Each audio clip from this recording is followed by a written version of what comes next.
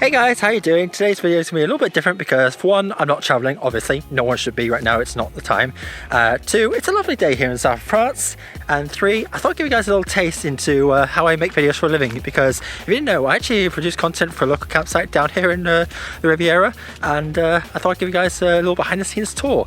Obviously today's Saturday, so it won't be an actual day, but I'll try and recreate it for you guys, sort of give you guys a little glimpse. Quick disclaimer, my office is within the same quarantine zone as my home place, so don't keyword words, don't have a go at me for going to the office needlessly.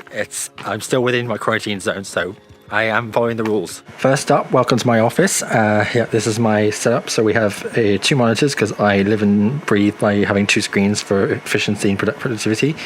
And here's all the gear that we have. So from right to left, here's our main A camera, which is the Sony RX10 Mark II. Had this thing for about 3 years now, I think, but it's never steered us wrong. It shoots 4K 24 and 30, but I shoot 24 only because 24 live. Hey. And also shoots 1080p at 120 frames a second slow-mo, which is nice as well. Only thing I wish I had was a much better screen than this because it articulates that way, and that's it. Next to that is our GoPro Hero 7 Black, which has been really nice. It's like a little B camera, an action cam, and I have it in this little Ulanzi case thing, which lets me hook up the microphone adapter down here and plug in external mics on top with a Colt shoe. And next to that is our drone, is the DJI Mavic Pro 1, which is, again, we've had for another, 3 years now, and it's never steered us wrong. For audio, we have, for starters, we have the Rode Wireless Go, which is my absolute favorite piece of kit in terms of audio gear. It's a wireless lav kit. So on one end you have the transmitter here, which is has its own little built-in mic, which is absolute lifesaver. Saves us having to carry a whole lav mic around. And here we have the receiver, which plugs into the camera, which then pops in here. And the nice thing is the clamp here that actually fits into the hot shoe of the Sony. Next to that is our Rode VideoMic Pro, which we sometimes use, but not as often as we use as the Go, because the Go is the main one. So that's there in case of backup. And a newer one we have is the Rode Reporter mic, which is a sort of journalist mic with an XLR input, and in the cupboard back there we have a XLR to 3.5mm adapter to plug into the wireless Go, so it becomes a wireless sort of reporter mic. And if we ever need to plug in more than one audio source, we have the Saramonic AX100, which is like a little mini mixer, so you can plug in your left one there and your right one there, and then you can combine the two into one audio input into your camera's mic in jack. And the beauty of the Sony is that no need to have a mic jack, pop it here. It also has a headphone jack, so I can monitor it at the same time. Also, if we ever need to live stream, we have this little cable here, which is a special TRS to TRRS, or whatever you call it. Gives you basically a 3-prong thing for your phone, so we can plug into a phone and use that for live stream. And last but not least is the Mammoth, which is known as the DJI Ronin S, which is our gimbal, and it is a beast. Yeah, so pop the Sony on here, and I actually have it set up with a what's called an IXUS quick release plate, so I don't have to rebalance it every single time I use it. And yeah, means I can pop it on easy peasy, and within a few seconds it's ready to go. So here we are, we're at this poolside here in the campsite, and yeah, here's my typical shoot rig. It's the Go and the Sony and the Ronin, and yeah, we're basically we're going to recreate a typical shoot I would do during a day-to-day basis. So first step is to pop the Sony here onto the Ronin S, and thankfully thanks to the IXUS quick release plate system, I can just pop it in like this and make sure it's nice and snug. I pinch it between my thumb and forefinger and screw this on, and there you go. And then you just pop this cable in here, which lets me hit the record button on the Ronin, and it records on the Sony itself. There we are. Just make sure it's nice and balanced. It's as best as I can. Power up the Ronin, and then hit the power button here. I have to wait for it to turn on. It's a little bit imbalanced at first because I have to wait for the Ronin to turn on before I can turn the Sony on. Otherwise, if I hit record button, nothing will happen. And there we are, it's powered up. And yeah, there we are. So we've now got the Ronin all set up. See here. And that's the step one. So next step I will shoot the A-roll, which is the host talking shots. In this case I'm just going to basically pretend that's me, and to do that I will pop this into selfie mode here. And yeah, that's so I gotta say, carrying this thing around is always a bit of a challenge because it's 3 kilos. So it's makes a good workout. But yeah, let's get shooting the A-roll. So this is me shooting A-roll on the Sony RX10 Mark II, and try and do it my best I can with this self, because I never really use selfie mode ever, as well as sport mode, so it keeps tracking me. So I mean, for this thing is an absolute beast for what it does. And then if I want to switch back to normal, I just double tap the trigger, and there you are. And that's the whole area. And then put it all like that. Hey! And yeah, so usually I'm behind the camera and I try and keep it as steady as possible. Normally I don't use sport mode, but in this case I have to, because otherwise Rowan can't keep track of me in selfie. But yeah, this is usually what A-roll's like, just talking headshots. When you're shooting A-roll, you actually have a thing to know is that you don't always have to line up your subject dead center. You can play around with what's called the rule of thirds, which lets you line up a subject with the so if you put in your camera options or your iPhone, you should see an option for showing a 3x3 grid, and within that you can then see where the horizontal lines and the vertical lines meet, and in that crosshair is where you can line up your subjects that's more pleasing to the eye, and that's called the rule of thirds. And I often do that to kind of change up shots and stuff. And yeah, and actually one other tip with that with the rule of thirds and all that stuff is actually shooting at different resolutions. So when I shoot my professional stuff, I actually shoot in 4K on the Sony in 24 FPS. And the reason why I do that is even though we're shooting in 4K, then we're exporting in 1080p, 4K gives me the option to actually frame up the shot differently and sort of reframe it afterwards in post.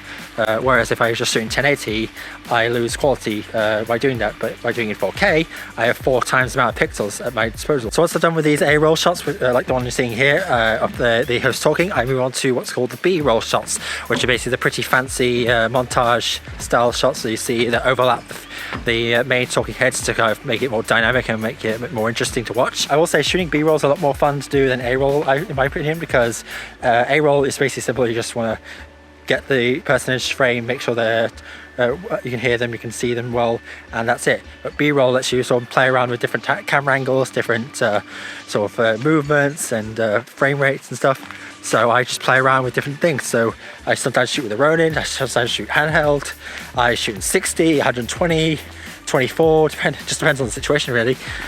So I'll just lace a few shots here and there whilst I'm talking now to give you an idea what my kind of B-roll is. Obviously for those who are subscribed already, you'll already know all that from my previous videos. If you're not, go subscribe now. But yeah, it's basically my way of favorite way of just making a video a bit more interesting to watch by making it more dynamic. And when I'm done shooting for the day, I come back to the office, drop the Ronin off because it is heavy as heck. I mean, you get one arm workout and then the other one's just like all floppity. And once I've done shooting for the day, it's time to start editing. One of the key things I want to teach you guys about with editing is efficiency, efficiency, efficiency. The quicker you can get through the nitty-gritty stuff, the quicker your turnaround time is and the more productive you are in terms of your workflow. So once I've got the SD card out of the Sony, I pop it in here, and it will pop up here so we can start ingesting footage. Here are all the footage we shot just earlier, and these are all clips. So what I do is I cut those in, and then I will pop them into a folder here. Here's my test folder. I'm just going to paste them in. Once that's done, I make sure to clear out all the extra junk that the Sony creates, because they have all these XML files that we don't need. So goodbye forever, delete, and adios. So here's my editing software. I use Adobe Premiere Pro CC 2020. Talked about efficiency, and one of the ways I do it is I have what's called template projects. So basically these are special Premiere files that have all my frequently used media in a specific project type already assembled. So I just double click on that, open that, and then I save as a new file, and then I've already got all my frequently used media all ready to go. So you see down here, we've got all my transitions, we've got my end screen here, we've got transition layers. Here's my logo bug, you guys know that already. I'll load this up. So that's all set up and ready to go. And then what I do is I come in here, I actually use Control Shift S, and then I just save that as a new project file, and hey presto, and that means I'm ready to go. Now I want to talk about keyboard shortcuts, because in the quest for ultimate efficiency in editing, I actually hardly ever use the mouse to do edit stuff. I use mainly keyboard shortcuts, and even then I have it customized out the wazoo. So for example, when you set up Premiere Pro for the first time, you'll have what's called the JKL keys. So for example, if I want to hit on this, so I have my little logo bug file here. If I want to go press play rather than hit space all the time, I actually hit the L key, and that plays that. And if I want to hit pause it, I actually hit the K key. So that's the old school way of editing, is using JKL and to bounce between the two without ever moving your fingers. But however, I've actually customized it, so instead I have it set up kind of like a video game, I guess you could say. So for example, in terms of shortcuts I use most frequently, I have QSD. If I hit D, it starts playing, S to stop, and Q to go backwards. And besides QSD, I also have all my most frequently used tools actually positioned around my these three keys, so that my left hand actually never leaves the keyboard. So effectively, I'm having left hand always bouncing around with all these keys. My right hand is always on the mouse, so my fingers never move as little as possible. If I want to go zoom in on the timeline, I hit the F key here, and it zooms in as much as I can. Then G here will go back out. And then if I want to go zoom in so it shows the whole timeline, I hit Shift F, and it pops in and out of that view. And then another cool sort of thing I've set up is the W key here. If I want to have my timeline header here go from here to here, I could just drag it along here, or I set my cursor here and I hit the W key here. Watch what happens. The playhead snaps to wherever I put it. So it makes life a lot easier, just going snap, snap, snap, snap. So next I have the ripple trim edit, which is when, if I wanted to go, say, drag this here, I could do that, da, da, da, da, da. Or if I wanted to, I just set my cursor here. Again, I hit W, and that does that. And then what I do is I hit Shift A or Shift Z, depending on where I want it. In this case, Shift A. Watch what happens. What it does is it cuts that bit here, moves it to the left to where the next edit is, and the previous edit is, and then makes life easier. So it just means if I find a shot that's too long, or I want to cut out some bloopers, I just go cut it where I need to, and then hey presto. Another tool I use for the process is actually Adobe Audition, which is for all my voiceovers and also for audio and music mixing. Here's a random track I found on Epidemic Sound, just to give you an example, and I have all this loaded up. And a lot of times I actually just speed up just a little bit to my liking. So I have it stretched to either 96 or 92% on the properties section. And then in the effects rack, I have a preset with all my different filters and compressors I have set up to give it a little bit extra kick. So if I was to take those off, here's what it sounds like. And if I put them back on, undo that, gives it a little bit more kick, I think, but that's just my personal taste. You can always obviously change those and make those how you like it. So for exporting, I go into Adobe Media Encoder here, which I find to be much more efficient and much faster than using Premiere itself sometimes, mainly because it has GPU acceleration, because my PC here has a NVIDIA graphics card, which helps out things out. And yeah, so we'll just load up the files here. So here's an example file. I'm just going to load up my last video, which is the 10 business class flights I want to try after quarantine. If you haven't seen that, go check that out. So what I do is I load up and I tell it which preset I want to use. So I choose Facebook, YouTube, Vimeo, high quality, all that stuff. Usually I just go for the Facebook ones because that's what we upload to primarily.